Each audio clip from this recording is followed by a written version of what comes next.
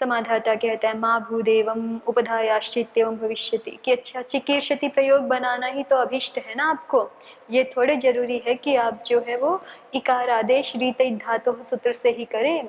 रीतै धातु का ही अग्रिम सूत्र है उपधायाश्च, उससे कर लीजिए। वो क्या कहता है कि जिस धातु के उपधा में दीर्घ री हो उसको भी इकार आदेश हो जाता है, उस उपधारी को भी उस उपधारी को भी क्या हो जाता है, इकार आदेश हो जाता है उपधायाश्च सूत्र से। तो आपका क्री और रेफ ऐसे था ना, तो ये पूरी धातु ही मानी जाएगी क्री रेफ सहित, क्योंकि रेफ तो एक तरह से क्या बोलोगे इसको, आगम के रूप में आ गया है, ऐसा कह लीजिए।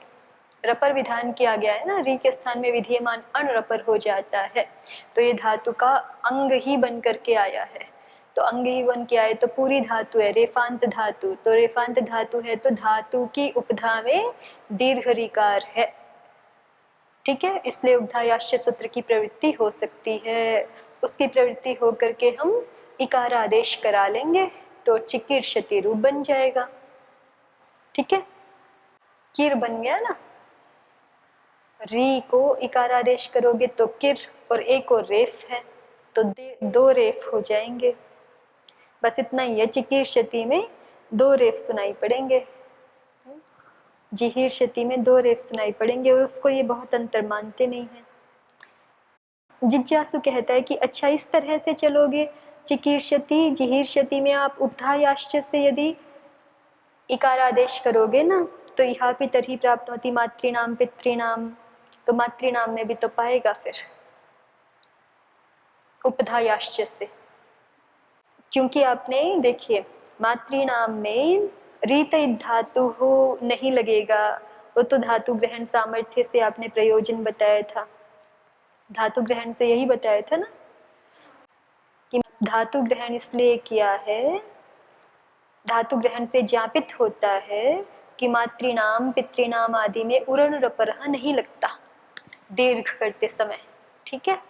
ये बताया था ना, रीत धातु का धातु ग्रहण ज्ञापित करता है कि मातृनाम पितृनाम में रपरत्व नहीं होता है, क्योंकि यदि रपरत्व होगा तो फिर अपने आप ही यहाँ पे दीर्घ ऋकारांतता बचेगी नहीं, तो यहाँ पर इकार आदेश का निषेध करने के लिए रीत इत सूत्र में धातु ग्रहण की आवश्यकता नहीं, ये बताया था। लेकिन फिर भी धातु ग्रहण कर रहे हैं तो उससे पता चलता है कि ये दीर्घ ऋकारांत ही बने रहते हैं, रेफांत नहीं बनते हैं ये शब्द मातृनाम पितृनाम आदि में, मातृ पितृ, ठीक है, ये बताया था पहले समाधाता ने। तो फिर जिज्ञासु ने ये कहा था कि फिर तो चिकीर्षति जिहीर्षति आदि में भी आप क्या नहीं कर पाओगे, ईकार आदेश नहीं कर पाओगे, यहाँ पर भी रीत धातु हो नहीं पाएगा, क्योंकि यहाँ तो उरण रपरह लग जाया करेगा अज्जन गवाम सनी करते समय।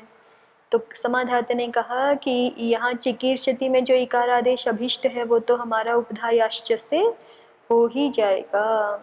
तो जिज्ञासु ने कहा कि इहा पितर्हि प्राप्नोति मातृनाम, तो फिर मातृनाम में भी पाएगा। तस्मात् तत्र धातु ग्रहणम कर्तव्यम, तो यदि रीत इत धातु का धातु ग्रहण ना हो, रीत इत धातु का धातु ग्रहण यदि ना हो और यहाँ पे रपरत्व यदि हो जाया करे तो उपधायाश्च सूत्र से यहाँ पर भी होने लगेगा ना इकार आदेश। तो इसलिए कह रहे हैं कि धातु ग्रहण तो आवश्यक है। आप रीत इत धातु का धातु ग्रहण केवल रीत इत धातु सूत्र के लिए, उपधायाश्च सूत्र के लिए भी तो है, उपधायाश्च में भी तो धातु की अनुवृत्ति है। धातु के उपधारीकार को, धातु के उपधारीकार को इकार आदेश होता है, ऐसा अर्थ है। तो आप जो कह रहे थे ना धातु ग्रहण की आवश्यकता नहीं है, धातु ग्रहण केवल इसी बात को बताने के लिए है कि धातु भिन्न को उरण रपरह नहीं होता, ये जो आप कह रहे थे ये आपकी बात ठीक नहीं है। धातु ग्रहण किसके लिए भी है, धातु ग्रहण अनुवृत्त होकर के उपधायाश्च के लिए भी है। यदि उपधायाश्च के लिए धातु ग्रहण ना हो तो फिर मातृनाम में भी पाएगा, मातृनाम में भी पाने लगेगा। तो इसलिए आप जो है वो धातु ग्रहण का ज्ञापकत्व नहीं दिखा सकते। जैसे पहले भी एक दो बार इसी तरह की बात आई है ना, केवल उसी सूत्र में उस पद को देख करके उसको ज्ञापक बना दिया, तो फिर उसका ज्ञापक का खंडन इसी रूप में हुआ कि ये पद तो हमें आगे के लिए भी तो चाहिए। मान लो रीत इतने रीत धातु सूत्र के लिए धातु पद आवश्यक नहीं भी है, तो भी कहाँ के लिए चाहिए, उपधायाश्च के लिए चाहिए। जैसे पहले ये आया था आपका वहां पर आत्मनुपसर्गे कह का कित्व अनर्थक सिद्ध किया था, लेकिन फिर आगे बताया था कि उस वो तुंद शोकयो परिमृजापनुदोह के लिए भी तो चाहिए उसका कित्व, यहाँ के लिए अनर्थक है भी तो। ऐसे ही यहाँ पर कह रहे हैं, देखिए प्रदीप ने लिखा भी है तस्मात् धातु ग्रहण से प्रयोजनवत्वात् न ज्ञापकत्वम्। इसलिए जो धातु ग्रहण है ना वो उपधायाश्च के लिए भी चाहिए, तो उपधायाश्च के लिए भी चाहिए, तो इसलिए प्रयोजन है उसका अपना अलग से, इसलिए आप जो ज्ञापक दिखा रहे थे वो नहीं हो सकता। तो समाधाता ने कहा एवं तर्हि सामर्थ्यात् पूर्वेण न परेण यदि ही परेण स्यात् अणग्रहणम् अनर्थकं स्यात् उरज्रपरः इत्येव ब्रूयात्। तो इतनी सारी बात करके अब समाधाता दूसरा पक्ष लेता है। पहले तो समाधाता ने कहा था ना कि जो है पर वाले अण मिलेंगे ही नहीं उरन रपरह को, इसलिए नहीं उरन रपरह पर वाले अण में नहीं लगेगा, ठीक है। लेकिन पर वाले अण मिल तो रहे हैं, तो पर वाला अण कहाँ कहाँ मिला, कर्तृर्थम हर्तृर्थम में मिला, लेकिन वहाँ कोई समस्या नहीं आई प्रयोग में, है ना, लग भी जाए उरन रपरह तो भी कोई समस्या नहीं आई। और कहाँ मिला पर वाला अण, अजर्घ नहीं, ये मातृनाम पितृनाम में, यहाँ समस्या है। मातृनाम पितृनाम में रपरत्व होने लग जाएगा, ये समस्या है जो कि नहीं चाहिए हमें, और ये समस्या बनी रही अंततः। मातृनाम पितृनाम आदि में रेफ होने लगेगा, उरन रपरह लगने लगेगा, क्योंकि रीत धातु को ज्ञापक बनाया था, धातु ग्रहण को वो ज्ञापक तो रहा नहीं अंततः, तो इसलिए समस्या है ना कि यहाँ रपर होने लगेगा यदि पर वाला अणगृहीत हो उरन रपरह में। तो इसलिए समाधाता अब दूसरा हेतु उपस्थित कर रहा है एवं तर्हि सामर्थ्यात् पूर्वेण न परेण। तो यहाँ ये समझिए कि सामर्थ्य से पूर्व वाले णकार से ही अण प्रत्याहार का ग्रहण है, पर वाले णकार से अण का ग्रहण नहीं है। यदि ही परेण स्यात् अणग्रहणम् अनर्थकं स्यात्, अगर पर वाले नकार से अण प्रत्याहार ग्रहण होवे तो अणग्रहण अनर्थक होने लगेगा। उरज्रपरः इत्येव ब्रूयात्। उरज्रपरः माने अण को हटा के अच कर देना चाहिए।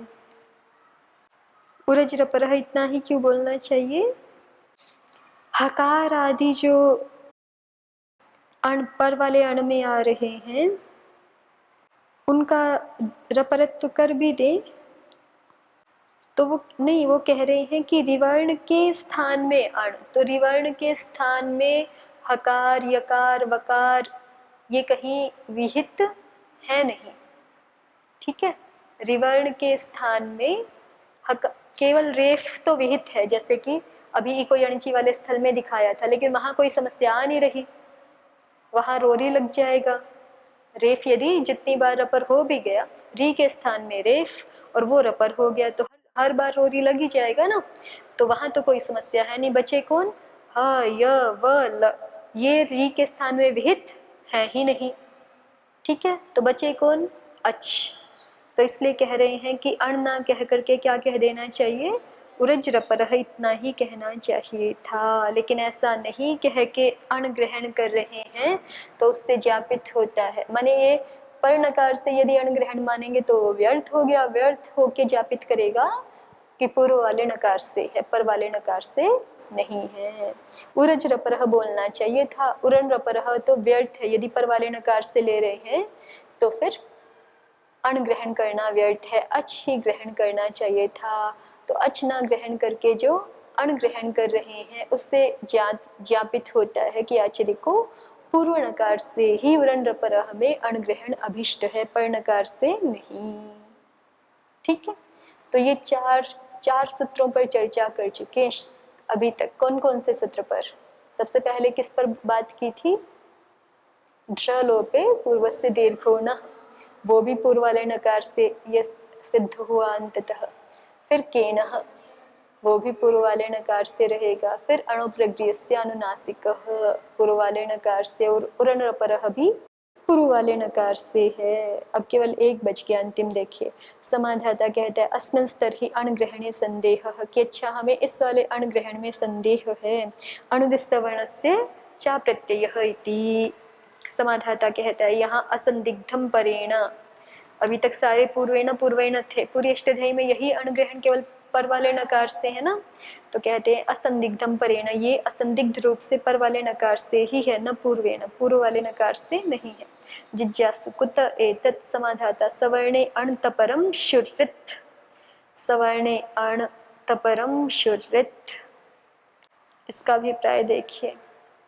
यदयम् उर्रित इति ऋकारे तपरकरणं करोति तज्ज्ञापयति आचार्यः पूर्वे परेण न पूर्वेण इति। कि जो उर्रित सूत्र है उसमें जो ऋकार को आचार्य ने तपर किया है उससे पता चलता है कि सवर्णे अण परेण, ठीक है। सवर्णे अण माने सवर्ण ग्राहक शास्त्र में जो अण है वो पर वाले नकार से है, और उसमें ज्ञापक क्या है, उर्रित का तपरम ज्ञापकम, ठीक है। उर्रित का तपरकरण ज्ञापक है। यदयम् उर्रित इति ऋकारे तपरकरणं करोति तज्ज्ञापयति आचार्यः परेण न पूर्वेण। तो बस इतना कह करके खत्म कर दिया है, इसलिए व्याख्याकार दिखा रहे हैं ज्ञापक कैसे है। यहाँ पे ज्ञापक ने दिखाया ना। प्रदीपकार की पंक्तियां देखिए। अचीकृतत् इति ऋकारस्य ऋकार एव यथा स्यात् ऋकारो मा भूत् इत्येवम् अर्थं तपरत्वं क्रियते। प्रदीपकार कह रहे हैं कि देखिए उर्रित सूत्र में रित को तपर क्यों किया है, उसका प्रयोजन बताते हैं कि अचीकृतत्, इस प्रयोग में दीर्घ ऋकार के स्थान में एक मात्रिक ऋकार ही हुआ करे, दीर्घ ऋकार ना हुआ करे, इसके लिए तपरत्व किया है, ठीक है। पहले उर्रित का अर्थ समझ लीजिए। उर्रित में ऊपर से प्रकरण चल रहा है नौचंग्युपधायाः ह्रस्वः, तो चंग्युपधायाः ह्रस्वः अनुवृत्त है उर्रित सूत्र में, और अर्थ है कि ऋवर्ण के स्थान में विकल्प से ऋकार आदेश होता है, निच परक चंग के परे रहते, उपधा ऋवर्ण के स्थान में नौचंग्युपधायाः चंग परे नौ यदंगम तस्य उपधायाः कार्याणि भवन्ति अत्र अस्मिन् प्रकरणे। चंग परक जो निच, चंग परक निच होना चाहिए, उस निच के परे रहते जो अंग, उसकी उपधा को, उसकी उपधा ऋवर्ण को ऋकार आदेश होगा, करेगा ये सूत्र उर्रित। उहु, ये तो ऋ का रूप है ही षष्ठ्यंत, तो ऋवर्ण स्थानीय है, रित ये प्रथमांत आदेश है। तो अब इसी के लिए कह रहे हैं प्रदीपकार की अचीकृतत् में जो दीर्घ ऋकार स्थानीय है उसके स्थान पर ह्रस्व ऋकार ही आदेश हुआ करे, इसलिए तपर किया है। नहीं तो फिर दीर्घ ऋकार के स्थान पे यदि तपर ना करे तो इतना मात्र अर्थ होगा ना कि चंग परक निच के परे रहते जो अंग, उसकी उपधा जो ऋवर्ण, उसके स्थान में ऋवर्ण ही आदेश होता है। यदि हम इतना अर्थ करें तो मान लीजिए स्थानीय उपधा जो ऋवर्ण है यदि वो दीर्घ है, स्थानीय जो उपधा ऋवर्ण है यदि वो दीर्घ है, और उसके स्थान में हम दीर्घ, उसके स्थान में यदि हम ऋवर्ण मात्र आदेश विधान कर दें तो ऋवर्ण कहने से तो दीर्घ भी आएगा फिर, और दीर्घ के स्थान में फिर दीर्घ ही होगा, ह्रस्व क्यों होगा, ठीक है। तो एक मात्रिक हुआ करे उसके लिए ही रित ये तपर किया है, ऐसा प्रदीपकार कह रहे हैं। देखिए आगे इसी पंक्ति को एक बार फिर से देख लीजिए। अचीकृतत् इति ऋकारस्य ऋकार एव यथा स्यात् ऋकारो मा भूदित्येवम् अर्थं तपरत्वं क्रियते यदि च पूर्वेण नकारेण अणग्रहणं स्यात्। कहते हैं कि यदि अनुदित सवर्णस्य सूत्र में पूर्व नकार के द्वारा अणग्रहण होता तो ऋकारो अननत्वात्, तो ऋकार तो पूर्व वाले अण में आता नहीं ना, तो अनन होने के कारण से भिन्न कालस्य ग्राहकः एव न भवति। तो फिर यहाँ तपर करने की आदेश जो री है उसको तपर करने की उर्वृत सूत्र में आवश्यकता नहीं थी, क्योंकि अपने आप से ही फिर एक मात्रिक का ही ग्रहण होता है ना। उवर्ण के स्थान में उवर्ण आदेश विधान करते, मान लीजिए एक मात्रा वाला री यहाँ स्पष्ट निर्देश करते, तो फिर एक आदेश के रूप में तो एक मात्रा वाला री ही होता ना, वो अपने सवर्णियों को ला ही नहीं सकता था यदि वो अण में नहीं आता तो। ठीक, तो आदेश अपने आप से फिर बिना तपर किए भी एक मात्रिक हो जाता। लेकिन आचार्य एस यदि च पूर्वेण नकारेण अणग्रहणं स्यात् ऋकारो अनण्त्वाद् भिन्नकालस्य ग्राहक एव न भवति इति ऋकारो नैव स्थाने नाप्यादेशः प्रसजति इति किं तपरत्वेन। कह रहे हैं कि ये जो उहु है ये भी सामान्य री का ही रूप है, तो स्थानी भी इस सूत्र में एक मात्रिक री ही गृहीत होता और आदेश भी इस सूत्र में एक मात्रिक री ही होता।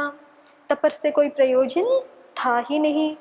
ठीक है, लेकिन कृतं तु तज्ज्ञापकं परेण अणग्रहणस्य, लेकिन किया तो हुआ है आचार्य ने तपर, तो उससे पता चलता है कि पर वाले अण से, पर वाले नकार से अनुदित का अण बनाया गया है, तो इसलिए री अपने सवर्णियों को भी ला सकता है, और सवर्णियों को ला सकता है तो कहीं किसी दीर्घ के स्थान में दीर्घ री आदेश ना होने लग जाए, इसलिए तपरकरण करना सार्थक होता है। ठीक है, तो ये उर्रित का तपरकरण, उर्रित के रित पद का तपरकरण ज्ञापक बनाया है अनुदित सवर्ण से चा प्रत्यय के अण को पर नकार से है ऐसा ज्ञापित करने के लिए। ठीक है, अचीकृत कल आपसे पूछा जाएगा। चलिए, तो ये अणग्रहणों के बारे में, सबके बारे में बात हो गई। 5 अणग्रहण हैं, उनके बारे में, सबके बारे में इन्होंने एक एक करके बात की और उसको बता दिया कि अनुदित सवर्ण से चा प्रत्यय के अणग्रहण को छोड़ के बाकी सारे के सारे अणग्रहण पूर्व वाले नकार से हैं, केवल अनुदित पर वाले नकार से हैं। अब जिज्ञासु कहता है इन ग्रहणेषु तर्हि संदेह, कि अच्छा हमें इन ग्रहणों में भी संदेह है। समाधाता कहता है असंदिग्धम परेण न पूर्वेण, सारे के सारे इन ग्रहण असंदिग्ध रूप से पर वाले नकार से ही हैं, पूर्व वाले नकार से कोई भी नहीं है। जिज्ञासु कुत एतत्, कहाँ से निर्णय किया, कहाँ से जाना आपने। समाधाता योरन्यत्र परेण इन स्यात्, योरन्यत्र परेण इन स्यात्, कह रहे हैं कि यो का ग्रहण कर दिया है आचार्य ने, जहाँ पे ई उ दो ही वर्णों का ग्रहण अभिष्ट है वहाँ ई उ का ही निर्देश किया। यो का मतलब भी यही है कि इकार उकार का ही ग्रहण जहाँ चाहिए वहाँ साक्षात इकार उकार का ही या उनका द्वंद्व करके ही ग्रहण किया है, और जहाँ पे यो का ग्रहण नहीं किया है, इनका ग्रहण किया है, तो फिर इससे पता चलता है कि वहाँ पे परणकार से ही इन है। यत्र इच्छति पूर्वेण समृद्ध तत्र ग्रहणं करोति, जहाँ पूर्व नकार से इन ग्रहण चाहिए, अर्थात माने 2 ही वर्ण चाहिए, इन तो नहीं किया हुआ। तो कह रहे हैं कि जहाँ, इसका मतलब ये है यत्र इच्छति पूर्वेण का मतलब है कि जहाँ ई उ वर्णों का ही ग्रहण आचार्य कराना चाहते हैं, समृद्धि ग्रहणम तत्र करोति, वहाँ उन दोनों को का संवर्धन करके, माने उन दोनों को मिला के, उनका द्वंद्व करके, संधि आदि कार्य करके। ठीक है, जैसे यस्येति च में किया हुआ है ना, या फिर जो है आपका अचिष्ण धातु भ्रुवाम योर्यंग वंगों में किया हुआ है, वैसे सम्मर्दन करके इकार उकार का ग्रहण करते हैं योरिति। ठीक है, तच्च गुरु भवति, कह रहे हैं कि अब ये वास्तव में इनकी अपेक्षा यो पढ़ना गुरु प्रयास है। ठीक है, इनकी अपेक्षा यो पढ़ना गुरु प्रयास है। कैसे, जिज्ञासु ने कहा कथम कृत्वा ज्ञापकम, समाधाता ने बताया तत्र विभक्ति निर्देशे समृद्धि ग्रहणे चार्ध चतस्रो मात्रा, कि जब विभक्ति निर्देश हम करते हैं और सम्मर्दन करके समृद्धि ग्रहण करते हैं ई उ का, तो वहाँ पे अधिक मात्राएं हो जाती हैं। अर्ध चतस्र आधी है चौथी मात्रा जिसमें, ठीक है, माने 3.5 मात्रा, वो की मात्राएं गिने, यकार आधा, वकार आधा 1, ओकार माने 2, 3 मात्राएं, और विसर्ग की आधी मात्रा, 3.5 मात्राएं होगी ना। 3.5 मात्राएं योह की होती हैं। प्रत्याहार ग्रहणे पुनस्तिस्रो मात्रा, प्रत्याहार बनाते तो इन प्रत्याहार बनता और षष्ठी निर्देश करना है ना। इनके स्थान में अचिष्णु धातु भ्रुवाम योर यंगु वंगौ, यंग वंग आदेश करने हैं इनके स्थान में, तो षष्ठी निर्देश करना है ना, तो इनका षष्ठी में रूप क्या बनेगा, इनह। तो ई की एक मात्रा, नकार आधी मात्रा, अकार एक मात्रा, विसर्ग एक आधी मात्रा, कितने हुए, 3 हुए ना। तो इनह की 3 मात्राएं हैं। सोयम एवं लघीयसा न्यासेन सिद्धे सति, तो लघीयस न्याय से ही, छोटे न्यास से ही आचार्य की बात बन रही थी, फिर भी सोयम एवं लघीयसा न्यायेन सिद्धे सति यद गरीयांसम यत्नम आरभते तज्ज्ञापयति आचार्य परेण न पूर्वेण, माने ये आचार्य की शैली है, जहाँ उनको ई उ का ही ग्रहण चाहिए वो ई उ को साक्षात मिला करके पढ़ते हैं, वहां पर आचार्य प्रत्याहार ग्रहण नहीं कर रहे। यद्यपि वो आचार्य को साक्षात पढ़ना, मिला के द्वंद्व आदि करके संधि युक्त करके पढ़ना बड़ा पड़ता है, लेकिन फिर भी आचार्य की शैली यही है कि वो ऐसा ही करते हैं। इसमें ज्ञापक क्या है, योह ग्रहण, अचिष्णु धातु का योह ग्रहण, तो इसी से पता चलता है कि ऐसा ही अन्यत्र भी है। तो इसलिए जहाँ ई उ ग्रहण अभिष्ट है वहां तो उसको साक्षात द्वंद्व आदि करके पढ़ा आचार्य ने, उसके अतिरिक्त जो बच गए वहां सब पर्णकार से है, ये ज्ञापित हो गया। ठीक, अब आगे देखिए, जिज्ञासु कहता है किम पुनर्वर्णोत्सत्ता विव अयम नकारो द्विरनुबध्यते, कि चलो ठीक है, आपने हमारे सारे संदेहों का निवारण कर दिया, जहाँ जहाँ हमने संदेह दिखाया वहाँ वहाँ आपने कोई ना कोई हेतु प्रस्तुत करके उसका निवारण कर दिया, लेकिन हमें यूँ बताओ कि इतना सब करने की जरूरत क्या थी भाई, मतलब 2 नकार लगा दिए, इसी से तो इतना विचार करने की आवश्यकता पड़ी ना, इतनी समस्या उत्पन्न हो गई। एक जैसे 2 अण बन गए, एक ही स्वरूप वाले 2 इण बन गए, इसलिए इतना सारा विचार करना पड़ा। तो इतना सा नहीं कर सकते थे क्या कि एक नकार अनुबंध करते, एक कोई और अनुबंध कर लेते, आपके पास क्या वर्णों की कमी पड़ गई थी? ये तो आक्षेप बनता ही है ना, भले ही सब जगह समाधान कर दिया, फिर भी ये आक्षेप तो है ही कि भाई आप जो है क्या अनुबंध नहीं किया आचार्य ने अभी तक, मंगलम आदि तो किए हैं, जैसे न अनुबंध नहीं किया है ना, या आचार्य ने व अनुबंध छठ तव व तो किया है, द अनुबंध नहीं किया ना कहीं पे, तो द कर देते, लद सूत्र बना देते लण बनाने की अपेक्षा, है ना, और फिर सारी समस्या ही हल हो जाती।